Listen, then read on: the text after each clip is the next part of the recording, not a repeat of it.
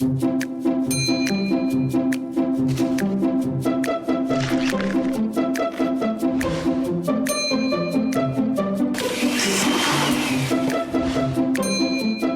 bacon? Ah!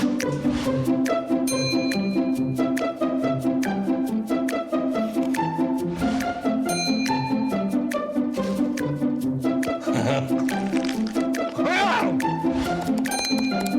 74 points? I can't eat the rest of the week!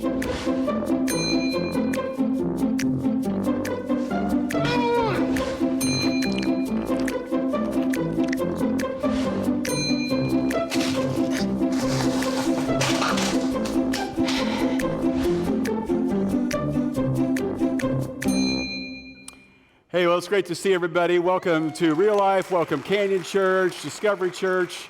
Welcome everybody online. We're so glad that you are here. This is Martin Luther King Jr. weekend, and I have a special treat for everybody. If you follow my podcast at all, there's a special podcast coming out on Monday dedicated to that subject right there, and I want to invite everybody to check that out, PastorRustyGeorge.com. That is the commercial for the day. If you haven't subscribed, you can do that on iTunes, and my mom will be very happy if you do that. Hey, it is the first of the year, and we are talking about kind of getting in shape. All of us are thinking about that right now. Some of us have cut out sugar, we've cut out carbs, we've cut out we've cut out calories, all the things that come along with that. And this is also the time of the year that we think about, how do we pay off Christmas?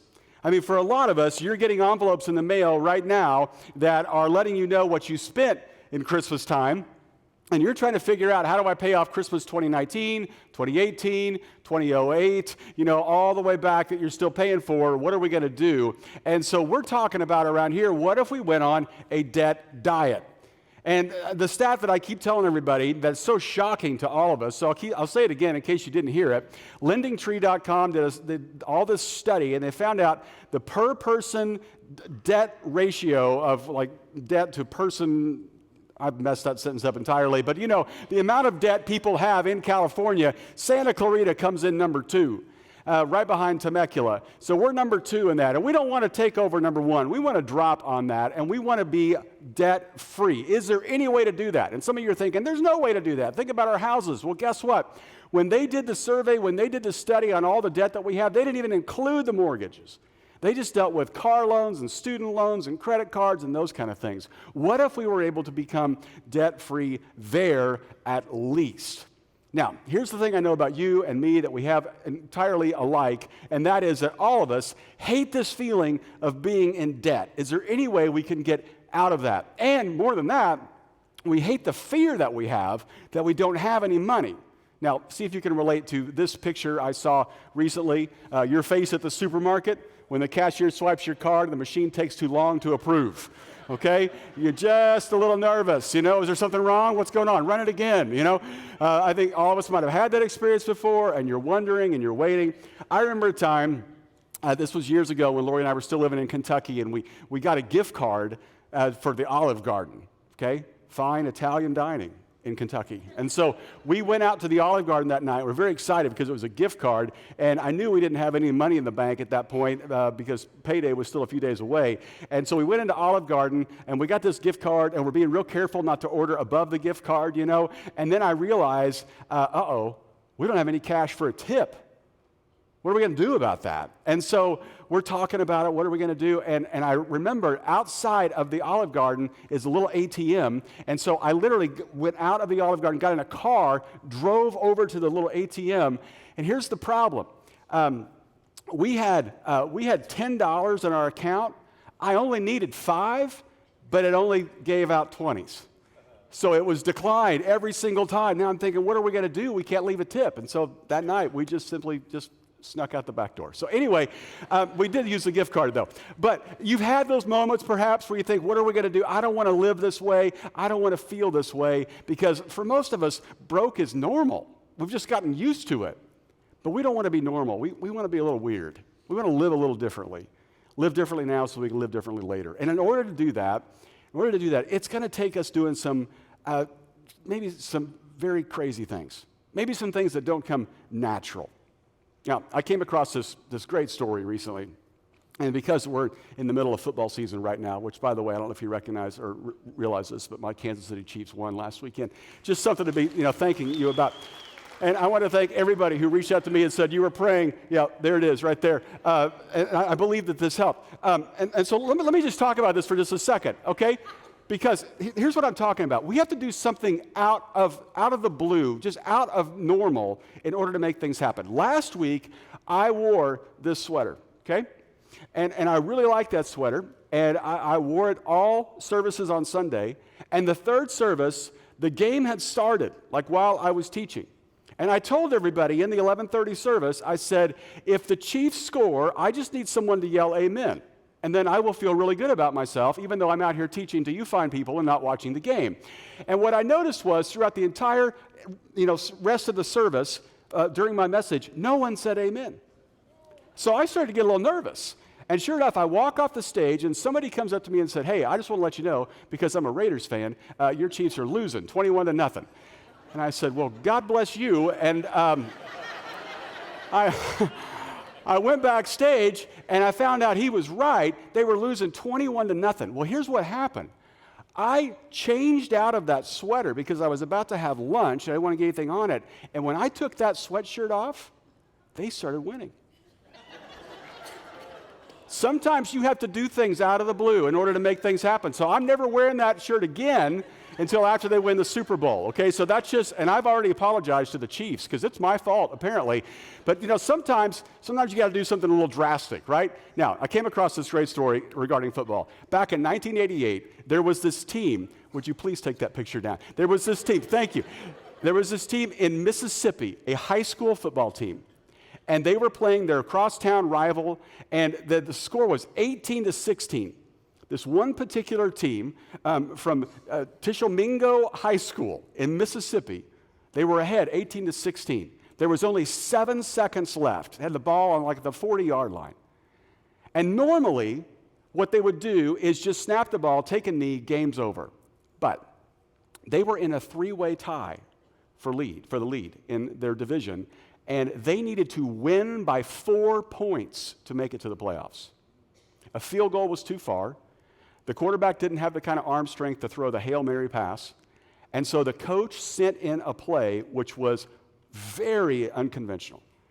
He told the quarterback, hike the ball, run to your own end zone, give up a safety, which means the other team scores 2 points. They argued with him across the field. Finally, they did it. Tied game, 18-18, they go to overtime, then they score a touchdown, win the game by enough points to go to the playoffs. Now, why do I tell you that story? Because sometimes you have to do things a bit unconventional. It seemed weird, it wasn't normal, but it paid off. Now, this is what we're talking about during this debt diet thing. For most of us, the things that we have tried to do in order to get out of debt haven't worked.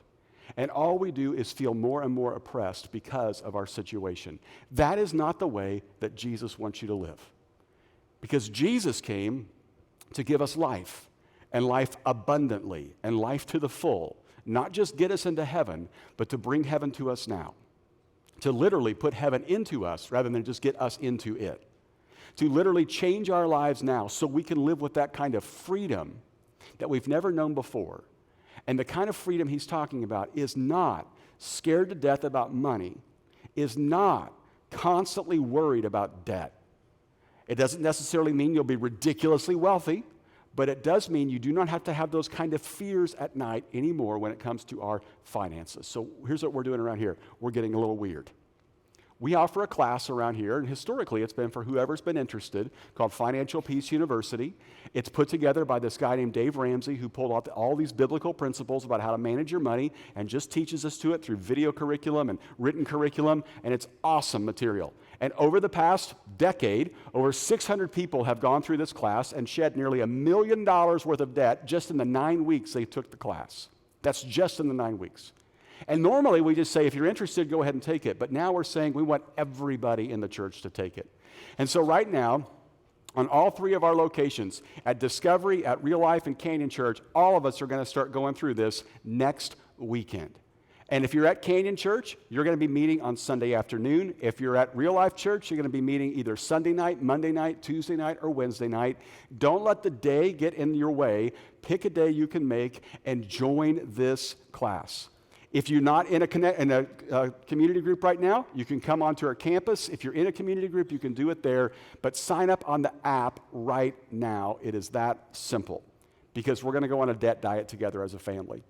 9 weeks. Our lives could be different. Think about this. This time next year, you may not have the same money worries that you have this time.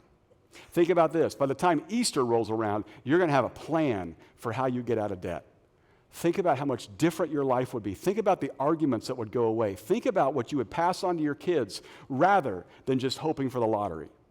It could change everything. Now, I know, over the last couple of weeks, we've talked about this. There are some of you that you think, you know what, it's not really a big problem. Everybody's got debt. Everybody's broke. It's just the way that it is. And for some of you, you might even be thinking, I'll figure it out. We'll get out of this. I'll pick myself up by my bootstraps, I'll work this out somehow. But the problem is, all that leads to is us staying in debt. In fact, Dave Ramsey, the author of Financial Peace University, tells us a few things as to why we stay in debt. Let me just rattle off a few of these real quick to you. Here's the first one. We want to keep up appearances. We got to keep looking and doing what everybody else does, right? Look at this quote from him. He says, this is the dreaded keeping up with the Joneses mentality. But little do you know, the Joneses have 2 leases and an underwater mortgage and an unwelcome house guest named Sally Mae. In fact, the Joneses are the most broke people in your neighborhood. And these are the people we want to keep up with, right? Why don't we live differently? Here's another problem that we have. We think we don't make enough money, and that may be a problem. Maybe you need to dust off the resume, or you need to pick up a second job just to begin to pay things down. The third thing is we're unwilling to sacrifice. We think there's no way I could live without that vacation that we always do, or that timeshare that I always have, or going without cable. Think about the many apps that we've bought that are all 99 cents or $5.99 or $10.99 a month, and we forget all about them, but we're still getting charged for them. And here's the final one. We have no hope. There's this feeling that we have of, I don't know any other way out of it. And so we calm ourselves down by saying, everybody's dealing with it.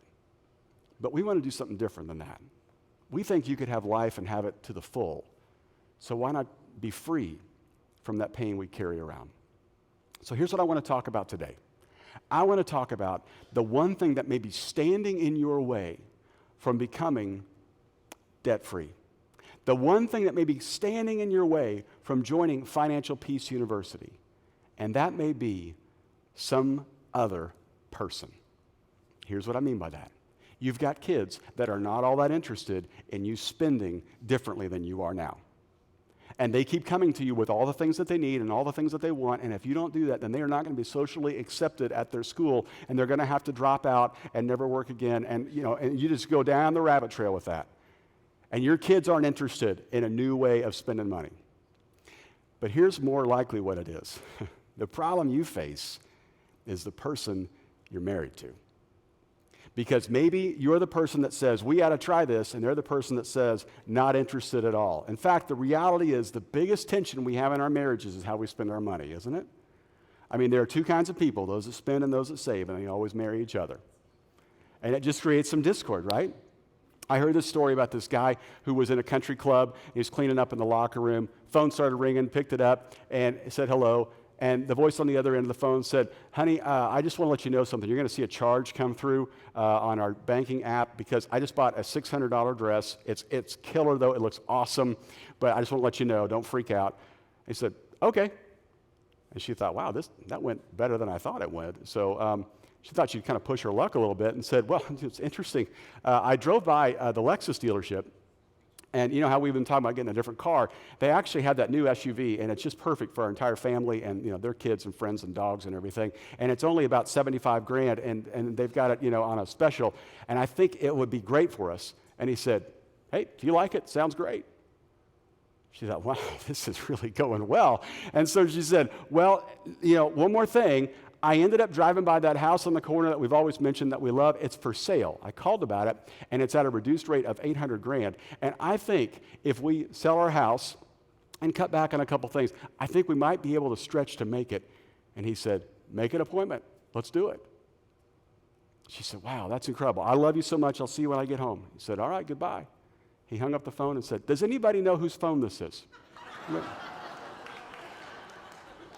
mean, it's easy to spend money when it's not yours, right? Now, I mean, you know the tension I was just talking about right there. You're feeling that tension. And maybe that's what you're living with in your home. And some of you are like, man, I would love to do Financial Peace University. I would love to get our finances in order. I would love to make changes. But there are other people in my life that are not interested in that at all. Even if you're single, you got people in your life that just keeping up with them and all the things that they're doing and just staying in your peer group that you're in, it's expensive. And you think, why in the world would I do something different if I'm going to lose the friends that I have? So let me just talk to you about what do you do if she's the spender, you're the saver, or he's the spender and you're the saver, or you go to church and they don't. What do? Well, a couple ideas. First of all, schedule an appointment to talk about it. Don't do it during the Super Bowl.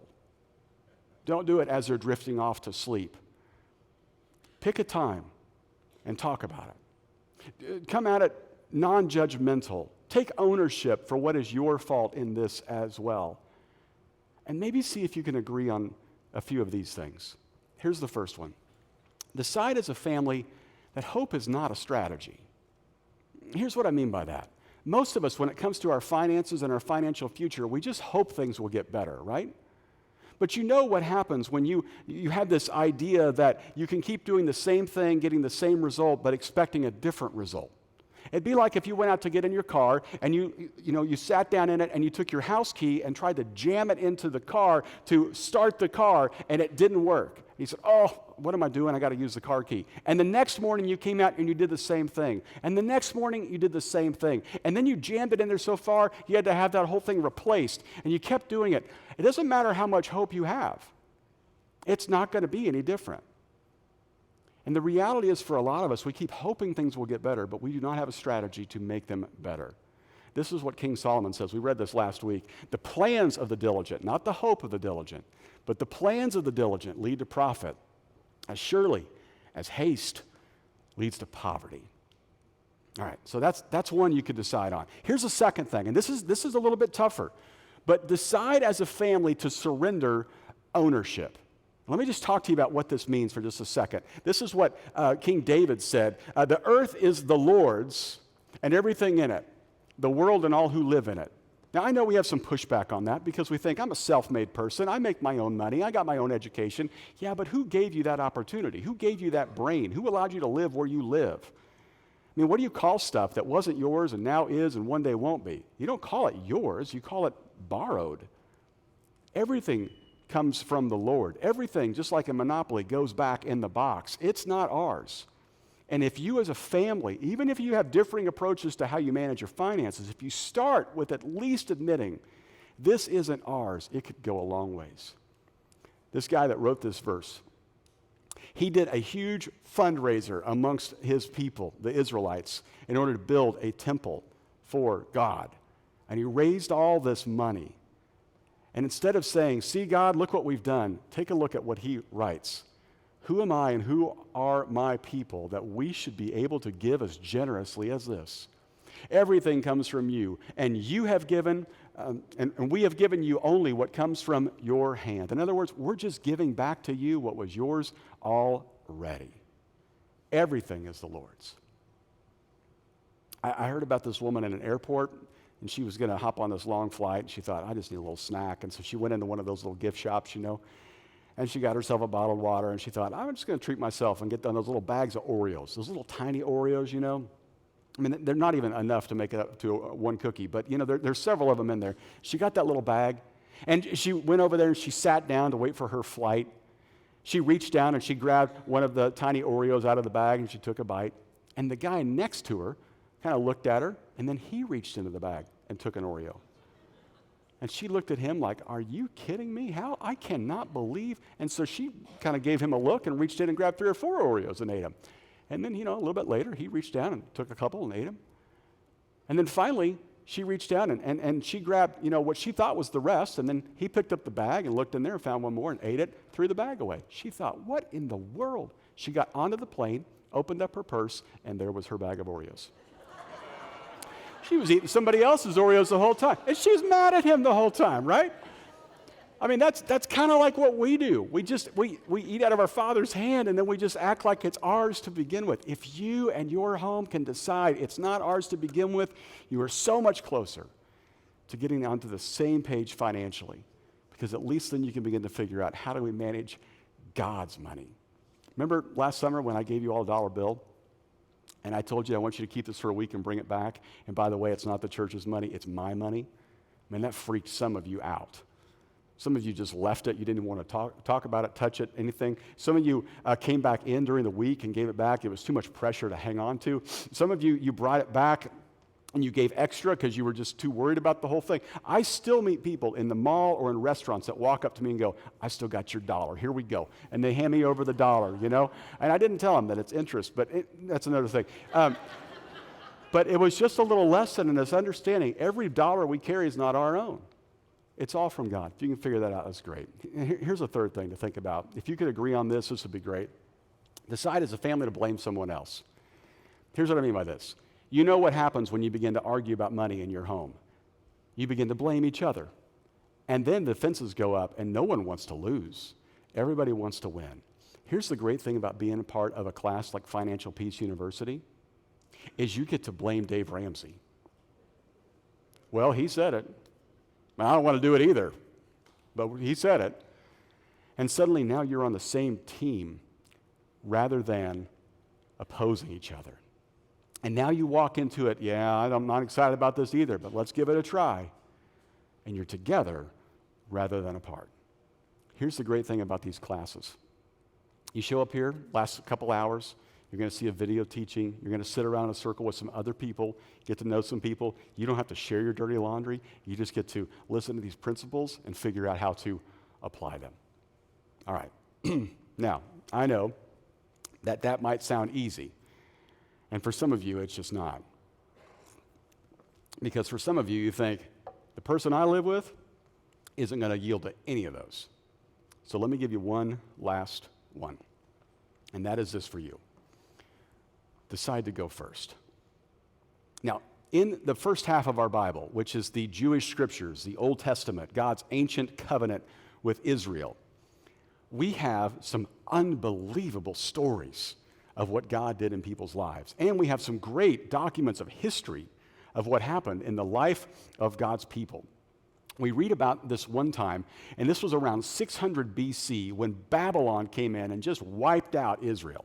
And they tore down the temple, and they took away some of the best and the brightest of Israel back to Babylon to begin to serve as part of their slaves and royal army and that kind of thing. So here's how this went down. Then the king ordered, your guess is as good as mine, his chief of staff to bring to the palace some of the young men of Judah's royal family, which would be Israel, and the other noble families who had been brought to Babylon as captives. Select only strong, healthy, and good-looking young men, he said, and make sure they are well-versed in every branch of learning, are gifted with knowledge and good judgment, and are suited to serve in the royal palace. Train these young men in the language and literature of Babylon.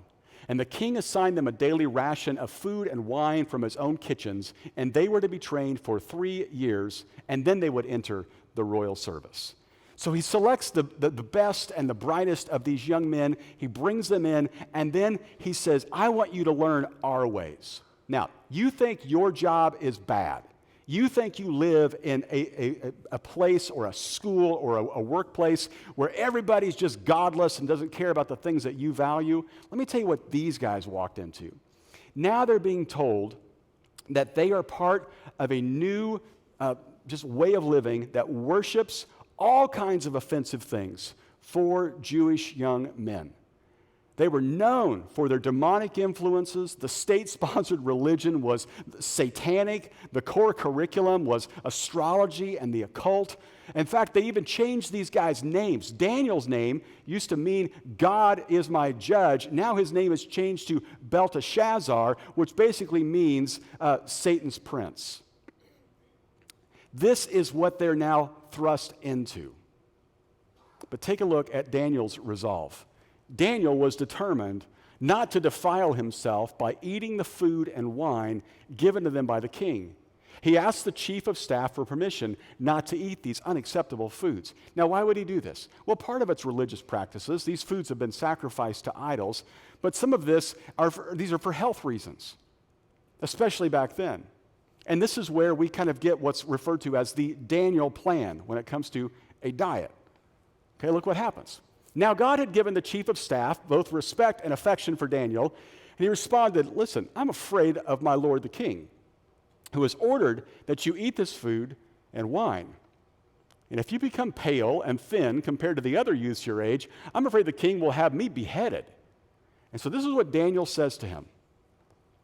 Please test us for 10 days on a diet of vegetables and water, Daniel said.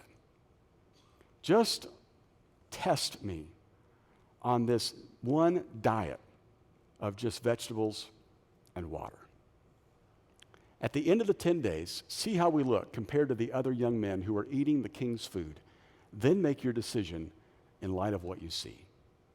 Now, what's really interesting about this story, you fast forward several years, and Daniel is praying to his God. There are some officials that don't like that, and they talk the king into having him thrown into a den of lions. And maybe you've heard this story before, but Daniel is not eaten by these lions, so he spends the night there. And you know why that is, why the lions did not eat him? Because they too were on the Daniel plan. That's another, all right. You'll laugh about it later. All right, so he says, just let us try it. I'm sorry. I thought it was really funny. All right. He says, just let us try it for 10 days. At the end of the 10 days, let us see how we look. Okay, so here's what happens. Next slide. At the end of the 10 days, Daniel and his 3 friends, they looked healthier and better nourished than the young men who'd been eating the food assigned by the king. So after that, the attendant fed them only vegetables instead of the food and wine provided to the others. At the end of the 10 days, everybody goes on the Daniel plan. Now, what does that have to do with your finances, okay? If you're in a situation where you're the only one interested in right-sizing your finances, if you're in a situation at home where you don't control all the money, just some of it, and no one's interested in getting out of debt, humbly do what you can do. Humbly do what you can do. You see what Daniel does in this situation? He can't control his name. He can't control his situation. But he decides to take charge of the one thing he can, and that's what he eats. And notice how he goes about this. This is so helpful for all of us. He asks humbly. He says, can we please eat differently? He takes no moral high ground. He doesn't condemn everybody else who won't. He just says, could we do something different? And then he puts a time limit on it. He says, this is just for 10 days. Just give it a try. And in the case of Financial Peace University, you might say to your spouse or the people in your home, it's just 9 weeks. It's just 9 days, actually, that we'll talk about this in our group and then talk about it on our own. Maybe they'll join you just for the 9 weeks, and you might even say, you know what, if we get done with it and we think this doesn't work, we'll try a different plan. But hope is not a strategy. We need a plan. And here's the third thing that he does. He puts no demands on others. Not everyone is told to do this at Babylon High, just these young men. And they begin to see how it pays off. Humbly do what you can do. So here's what I want to challenge you to do. I want you to sign up for Financial Peace. It's 9 weeks. It's $100. Just one packet per family. And I guarantee it will change not just your current finances, but your future, and even change your financial family tree and what you pass on to your kids. Sign up for it today. Now, there are some of you that are sitting there thinking, okay, that sounds great, but I'm not in any kind of financial pain. You know what, I don't have any debt, or I got a little bit, but it's scheduled to be paid off, and you know what, I'm not married, and I don't have any kids, there's no drain on my finances, I'm good, I'm fine. Can I just tell you this? Even though you think you may not need to be in a group, other people need you in the group. This friend of mine in Georgia, His entire church went through Financial Peace University. And he told me about this letter that he got back from a woman who wrote him this email, basically, and said, this was my experience with Financial Peace. She said, I'm an atheist, and I don't go to your church, but I have a friend who told me about you guys doing Financial Peace University, and I'm in debt, and I desperately needed help, and so I thought I'd at least give it a try. She said, I started coming to your weekend services, and I just thought it was so great. People were really nice. And then I started going to the classes for Financial Peace, and I was really kind of just, learning so much about this. She said there was this guy across the table from me that never really spoke. He kind of just sat there and listened to everything, and I never really engaged with him much or heard much from him. But one particular week in one of the classes, something was said, and I just began to share my story. And I told about how I was a single mom, and I had 2 kids, and I had all of these car repairs where I pretty much lost the ability to drive this car, and so I had to get another car, and in order to cover the car payment and the insurance, I had to get a second job. And so now my second job was paying for my car, but keeping me away from my kids. And then this guy across the table spoke for the first time. And he said, you mean to tell me you can't see your kids because of your second job, and that job is what's paying for your car? And she said, that's right. And he pulled keys out of his pocket, and he slid them across the table. And he said, that's a 2013 Nissan Altima. It's yours. I want you to take that car back to the dealership. I want you to get rid of that car payment. And I want you to quit that second job, and you be home with those kids. She closed her email by saying, I'm not sure if I believe in God yet, but I think I've seen how he works. You see, friends, you may not need it, but someone else may need you. We're going through this as a church. Why don't you join us? It's going to revolutionize not just some lives, but I think all of our lives, maybe even our entire valley, and change us forever. I know this has happened for so many families around here. I wanted you to hear one of their stories. Take a look at this. I'm Anna. I'm Scott. And we've been married for 18 years. We have 2 kids, 2 girls, Caitlin and Taryn. When we first got married, I think as a couple, we realized there's some things that we didn't know about each other. And as time went on, we realized that finances were the thing that we both kind of struggled with. I was more of the personality who was kind of a... Accountant? Yeah, I liked to know where every penny went and was a money manager sort of personality. And Scott was more of a free-spirited sort of, if you have it, spend it, and it often led to tension between us. Yep. Caused a lot of stress and anxiety, often led to us being in arguments, and it wasn't fun. When Scott and I decided we wanted to do something about our finances, I was at church one Sunday, and on the reel they'd offered classes that were coming up, and Financial Peace happened to be one of those, and I was like, this is an opportunity, I'm gonna bring it to Scott. Financial Peace University is a program that was started by Dave Ramsey. Gives people the opportunity to learn how to manage their finances through a course. When she brought it to my attention, I was all in. I thought it was great. I thought it was any chance to have a plan, what I was open for. So it was an opportunity to take our emotions out of the equation, I think, and sit down in a class in front of a whole, group of people who are going through the same sort of issues and have somebody be able to walk us through the steps we needed to get started. They spell out a lot of stuff when it comes to your own personal finances, trying to work down your debt, or just having a plan, like you said, just having a plan together. I think it was probably over the process of between 9 and 11 months that we were able to pay off $30,000 worth of credit cards, and that was really significant. Definitely there was a weight lifted off our shoulders. We were able to communicate better and kind of follow our plan of becoming financially free. After we paid off credit cards, we were able to pay off both of our vehicles, which was amazing. I mean, it does take time. It doesn't happen overnight. But when you start seeing it work and you follow the plan, you start paying off these big chunks. And when you start seeing that go away and you start taking that money and put it to work for you, it is such a good feeling. And it definitely helped us out as a couple, as a relationship, that's for sure.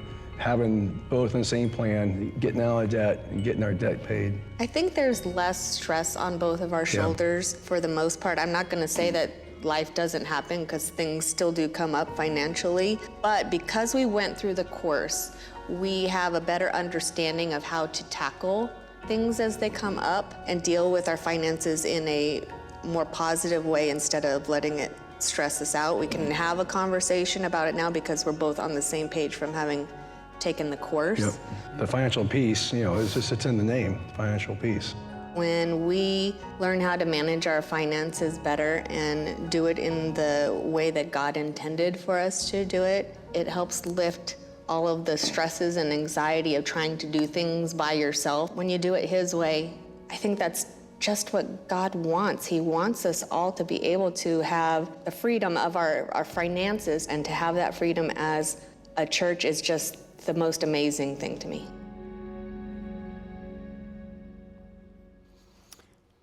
Okay, so today, sign up on the app. If you're able to use the computer easier than the app, sign up through the website or stop by one of the information centers as you leave. If you're a guest around here, it's your first time with us, stop by one of the New Here, Start Here stations. We got a free gift for you.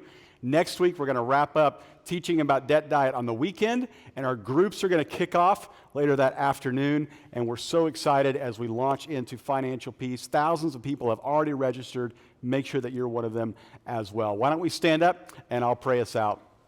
God, thank you for what you're doing in our midst and in our lives, and we just want to be the change agents in our home and in our community, and may that start with us. So God, this week, would you just give us the humility of recognizing we might have a problem here and we need some help, and we're going to join this. We're going to be part of it. We're going to see what you do in our lives. And we pray all of this in Jesus' name, amen. You guys have a great weekend. We'll see you next week.